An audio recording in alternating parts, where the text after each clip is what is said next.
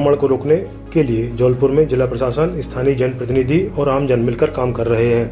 इन सबके सहयोग से यहां माड़ोताल क्षेत्र में 400 बिस्तरों का कोविड केयर सेंटर तैयार किया जा रहा है। इस नेक काम के लिए भी अब तक 60 लाख रुपए इकट्ठे किए जा चुके हैं। प्रदेश के सहकारिता मंत्री अरविंद सिंह भदौरिया एवं जबलपुर सांसद राकेश सिंह ने माड़ोताल में बन रहे कोविड केयर सेंटर का निरीक्षण किया। यहां पर कम लक्षण वाले कोरोना मरीजों का इलाज किया जाएगा। इस सेंटर में निजी मेडिकल कॉलेज एवं अस्पतालों के डॉक्टर और पैरामेडिकल स्टाफ अपनी सेवाएं देंगे। जन सेवा में ही मानव जीवन की सार्थकता है। इसी सिद्धांत को लेकर राष्ट्रीय स्वयंसेवक संघ के साथी कोरोना की चुनौती में सेवा के पुनीत कार्य में जुटे हुए हैं। ऐसे ही हम सब मिलकर एकजुट होकर इस महामारी पर विजय प्राप्त करेंगे।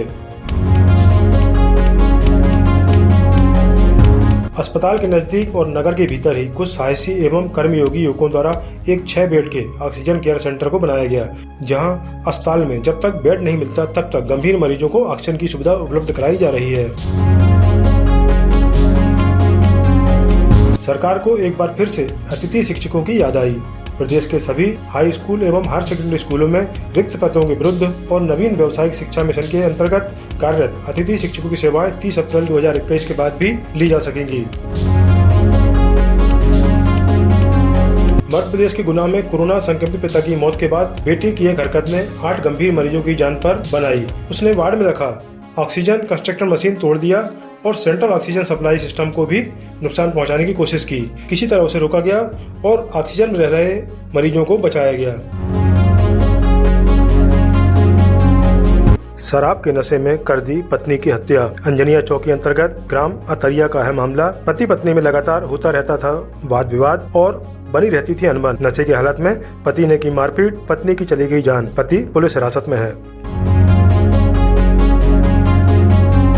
कोरोना कर्फ्यू के उल्लंघन पर 2 दुकानों को किया गया सील। बमनी बंजर में की गई कार्रवाई। एक दुकानदार के विरुद्ध FIR भी दर्ज की गई, जबकि एक दुकानदार के विरुद्ध चालानी कार्रवाई की गई।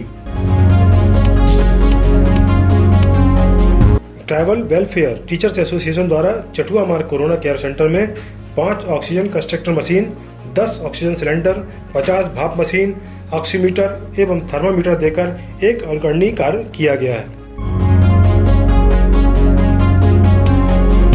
पिछले 24 घंटों में मिले कोरोना के 84 नए मामले, जिन्हें आइसोलेशन में रखा गया है। इसके साथ ही 176 मरीज स्वस्थ होकर अपने घर भी लौटे हैं।